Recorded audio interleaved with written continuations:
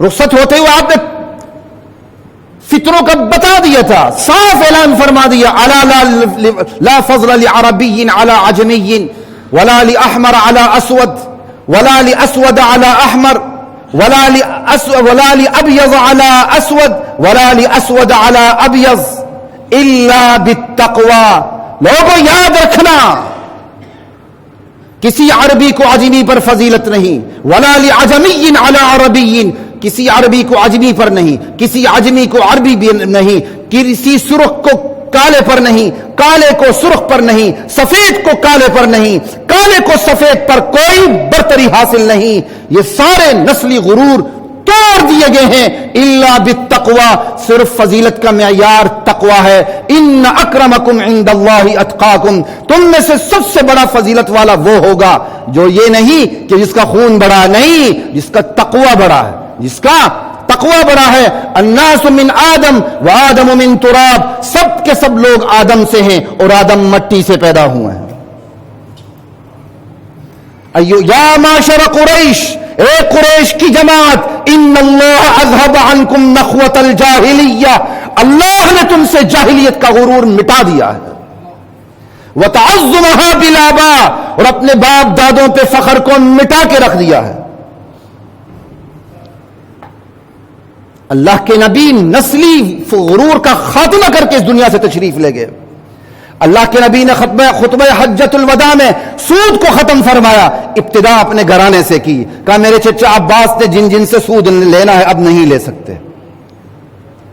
اللہ کے نبی نے خون معاف کیا، سب سے پہلے اپنے خاندان سے شروع کیا. میرے خاندان کے اس فرد نے کا خون لیا جانا تھا، اب وہ خون کا بدلہ نہیں لے سکتا.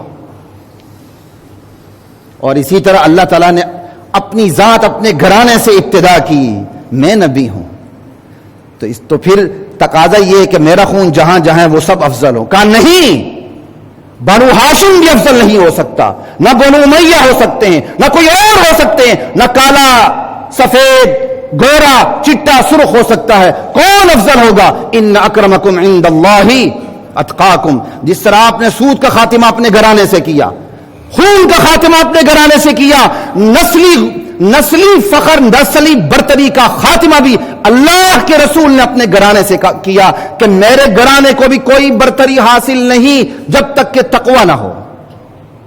ہاں تقوی ہے، پھر کوئی بنو ہاشم ہے، پھر اللہ کے نبی کے خاندان میں سے ہے تو سونے پہ سہاگا ہے.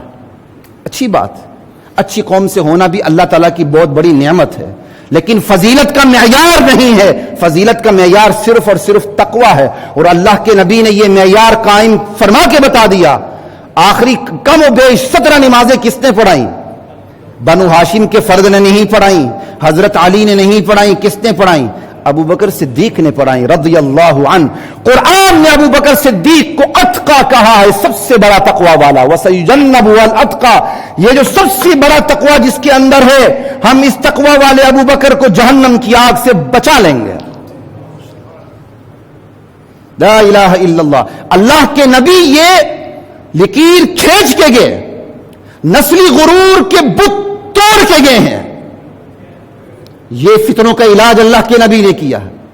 ہاں اللہ کے نبی کے فرمان کے مطابق اہل بیت کا جو فرد ہے اس کا احترام ہم پر واجب ہے. لیکن کون سا اہل بیت؟ جو اللہ کے نبی کے طریقہ کار پہ ہوگا. ورنہ صرف اہل بیت ہونا یہ کوئی فضیلت کا معیار نہیں. نوح علیہ السلام کا بیٹا اہل بیت میں سے تھا، جہنم گیا. لوط علیہ السلام کی بیوی اہل بیت میں سے تھی، جہنم میں گئی.